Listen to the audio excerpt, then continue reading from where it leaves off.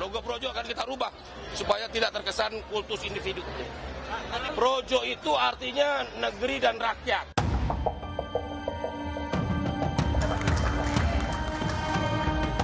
Ya, Projo ganti logo. Nantinya tidak lagi berlogo wajah Presiden ke-7 RI Joko Widodo. Dengan demikian, Kongres ketiga Projo rasanya bukan sekedar memilih kembali Budi Aris Setiadi sebagai ketua umum untuk 5 tahun ke depan, namun juga jadi panggung politik deklarasi Projo yang lebih dari 10 tahun sebagai relawan Jokowi kini berpindah ke Presiden saat ini, Prabowo Subianto.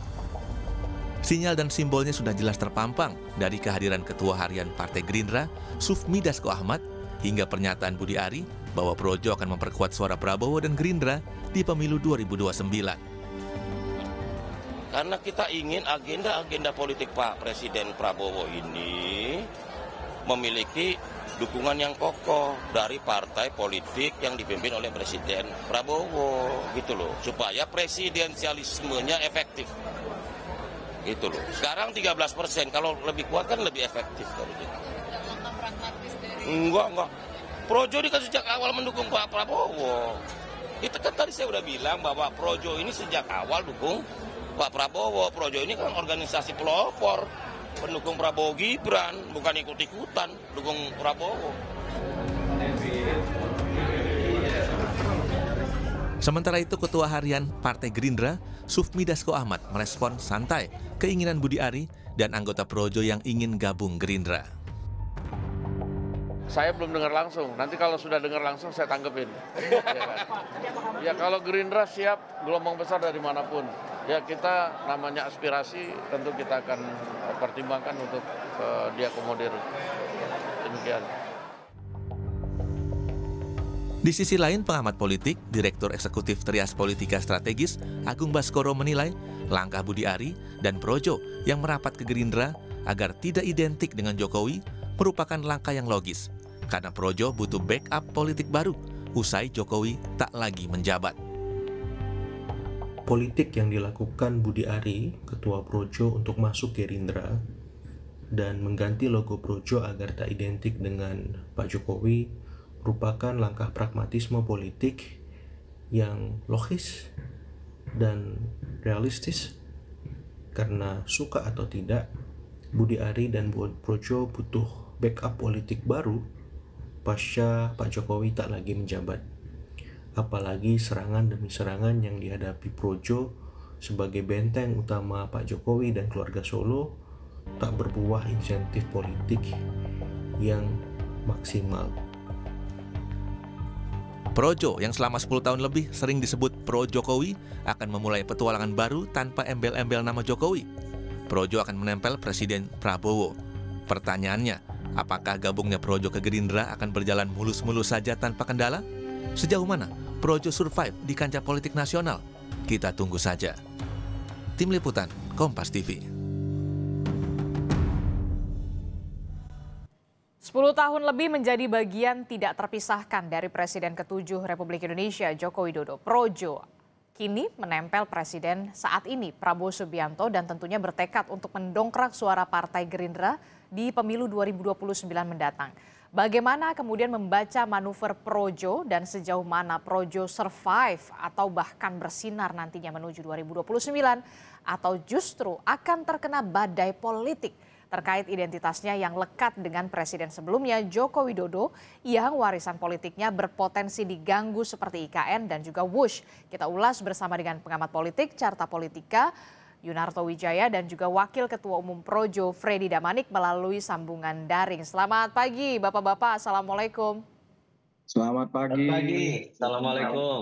Waalaikumsalam warahmatullahi wabarakatuh. Saya ke Bung Freddy dulu. Bung Freddy, jadi romantisme bersama dengan Joko Widodo dan juga Projo ini sudah selesai dan balik badan ke Prabowo Subianto. Benarkah demikian? Tidak benar. Ya, Mana? nggak benar lah Mbak. Maaf saya agak parau. Kemarin kecapean mimpin sidang 2 hari. Oke, jadi yang benar? Nggak seperti itu, melihatnya nggak seperti itu. Jangan kita di framing seolah-olah kita sudah tidak dengan Pak Jokowi lagi. Nggak gitu, ngelihatnya nggak gitu. Jadi sejak awal memang eh, kita bersama Pak Jokowi, kemudian bersama Pak Prabowo, itu sejak awal seperti itu. Hanya, ya ini kan Kongres.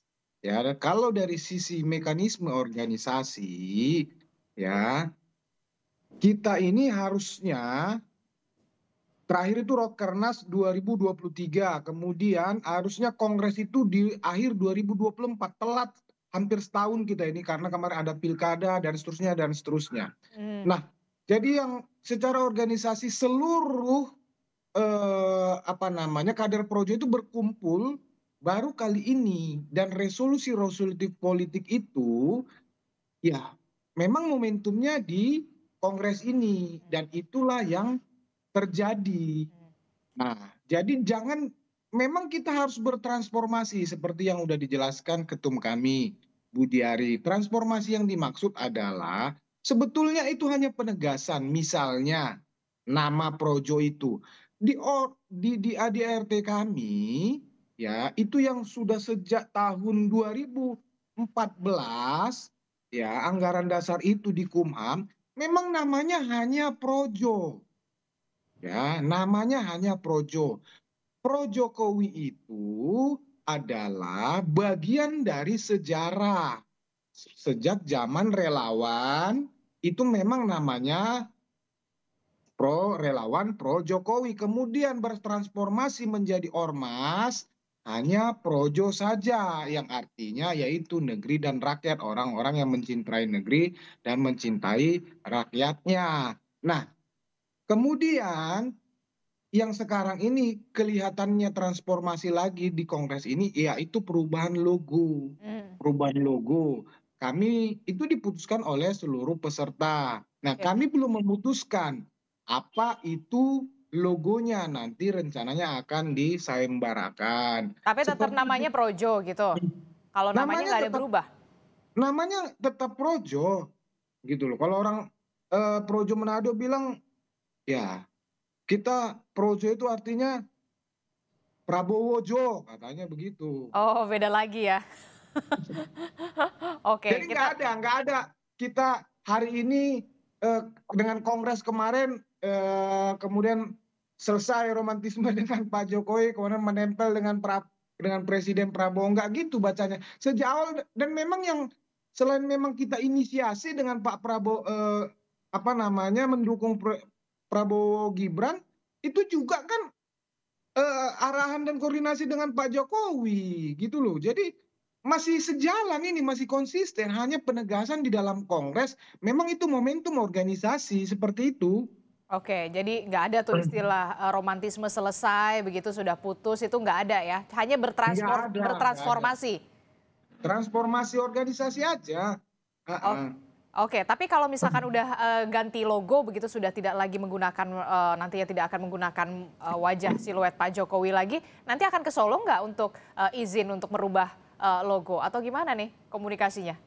Jadi kemarin pagi, kebetulan saya tidak mendengar, tapi beberapa teman mendengar, saya lagi mimpin sidang, itu Ketum Budi Ari bersama teman-teman lain itu komunikasi, teleponan dengan Pak Jokowi.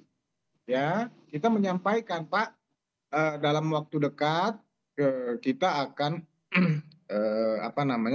ke Solo untuk melaporkan hasil Kongres ini.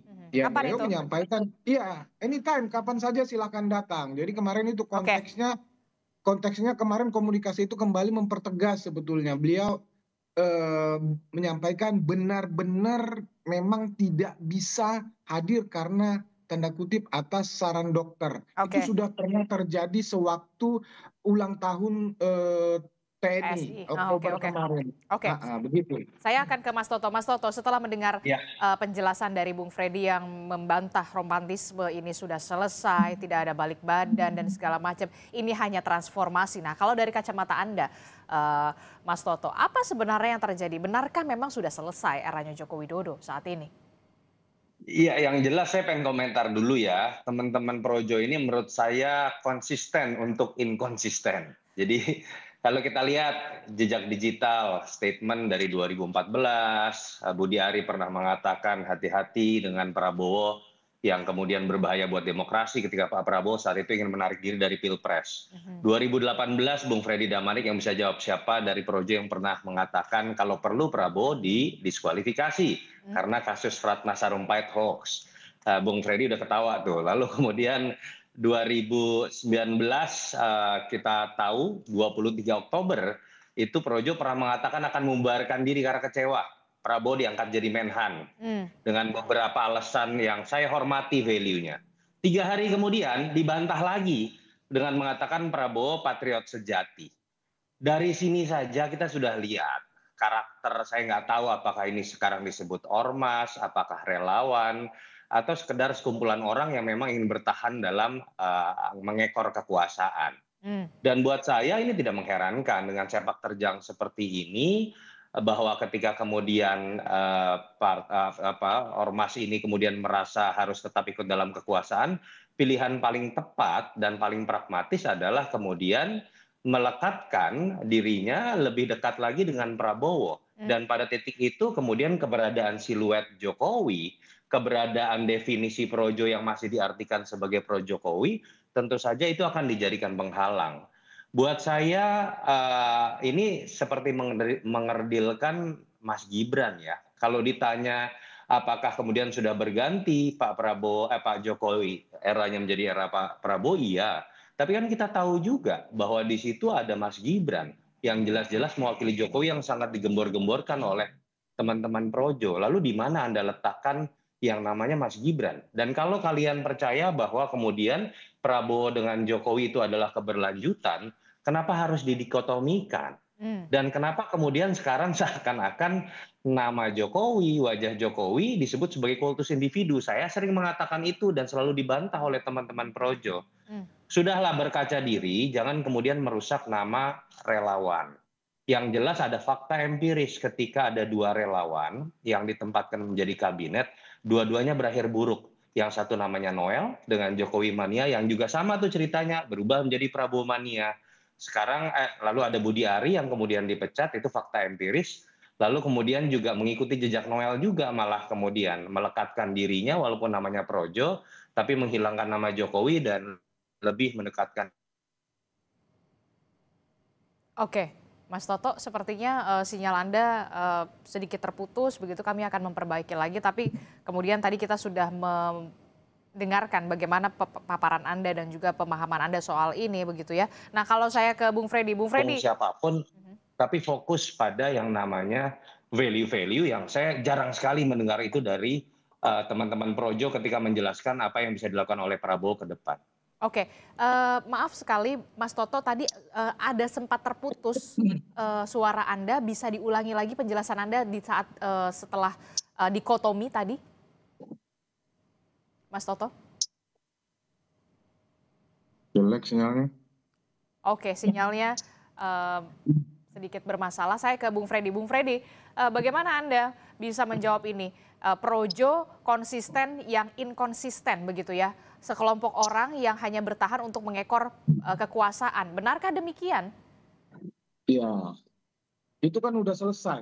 Udah selesai dan itu semua sudah menjawab itu. Ya, Presiden Prabowo sudah menjawab itu, dijawab dengan Presiden Jokowi sudah menjawab itu, PDIP juga sudah menjawab itu, yaitu ketika bergabungnya Presiden Prabowo dalam kabinet Pak Jokowi, ya bergabungnya Gerindra dengan dalam kabinetnya Pak Jokowi, itu semua sudah dijawab, ya politik persatuan nasional. Itu juga yang terjadi kepada Projo, karena Projo bagian dari itu. Demikian juga terhadap partai-partai. Jadi menurut saya itu semua sudah selesai. Ya, apapun itu, Mas Toto mengatakan mau itu inkonsisten, retorika, apapun itu, tapi ya itulah politik kita per hari ini, per kemarin bergabungnya bersatunya Prabowo dengan Pak Jokowi, yaitu kami berada di situ. Jadi memang politiknya harus seperti itu. Oke, jadi politik memang harus seperti itu, Mas Toto katanya. Bukan politik harus, tapi itulah yang kami di situ ikut politik persatuan nasional itu sama juga dengan partai-partai lainnya. Begitu loh. Sama juga dengan PDIP. PDIP juga justru PDIP yang terbesar di kabinet di koalisi itu. Mereka tidak menolak itu, justru mereka yang merangkul kan begitu. Jadi Oke. ya kami berada di situ sama dengan partai-partai itu, sama Tapi kan dengan Projo bukan partai.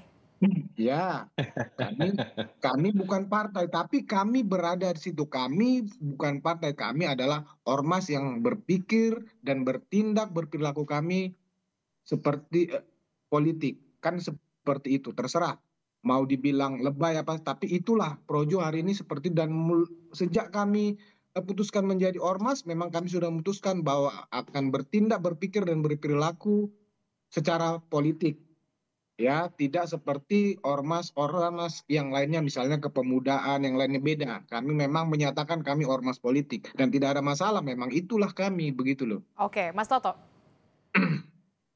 Ya, ya beginilah kalau kemudian politik diartikan sebatas bagi-bagi kekuasaan, mengekor pada kekuasaan, lalu kemudian perubahan itu ditentukan oleh ikut siapa, bukan pertanggungjawaban nilai. Seingat saya ya, dulu ini statementnya Budi Ari tentang berbahayanya Prabowo buat demokrasi 2014. Mendukung Jokowi itu bukan tentang mendukung siapa, tapi mendukung nilai, pemimpin yang berasal dari bawah. Kenapa teman-teman Projo lebih mendukung Jokowi dibanding Megawati? Karena mereka menginginkan bahwa ada pemimpin yang bottom up, ada sistem merit yang bekerja, tidak harus darah biru. Dan itu yang juga saat itu saya pendukung Jokowi juga. Nilai itu yang kita perjuangkan bersama-sama. Ketika kemudian Jokowi mendorong anaknya untuk maju, tanda kutip, harusnya kan ada nilai yang kemudian kita sepakati berbeda dengan 2014. Tapi ya sudah, kita bisa lihat bahwa ternyata ini bukan tentang nilai, tapi sekedar ikut siapa dan saya tetap dapat jatah atau tidak. Itu yang menyebabkan 2019 spekulasi saya, Projo dengan mudahnya, dengan cara ngambek, lalu kemudian dapat jatah Wamendes, ketua umumnya, lalu kemudian tiba-tiba mendukung juga Prabowo sebagai patriot sejati, sebagai Menas. Ini pendapat saya, Bung Freddy pasti berbeda dan silakan masyarakat yang menilai. Tapi poin saya, sebenarnya kalau kita bicara kita mau terima pun langkah pragmatis dari Projo, saya coba ingin melihat statement dari Budi Ari sendiri yang mengatakan bahwa untuk mendukung pemerintahan Prabowo, program-programnya kita ingin perkuat dengan masuk di partai yang dipimpin oleh Prabowo supaya lebih tinggi dari 13%. Pertanyaan saya, Prabowo itu udah kuat, koalisinya itu 85%. Mau diperkuat apa lagi? Dan kedua, seakan-akan Anda menganaktirikan partai-partai koalisi lain, termasuk PSI loh, yang seharusnya lebih diperkuat. Karena kalau Gerindra itu sudah kuat, di survei-survei sekarang bahkan udah nomor 1. Jadi jangan bicara ingin memperkuat Gerindra. Yang harus diperkuat, apalagi Anda punya latar belakang lahir dari Jokowi, itu adalah PSI. Ini kalau menggunakan logikanya Budi Ari. Artinya kalau saya lihat di sini, jangan diputar-balikan seakan-akan Gerindra yang butuh Projo. Projo atau Budi Ari yang butuh kemudian kekuatan politik bernama Gerindra. Butuh partai besar untuk gelendotan. Dan itu sah-sah saja, tidak ada yang salah.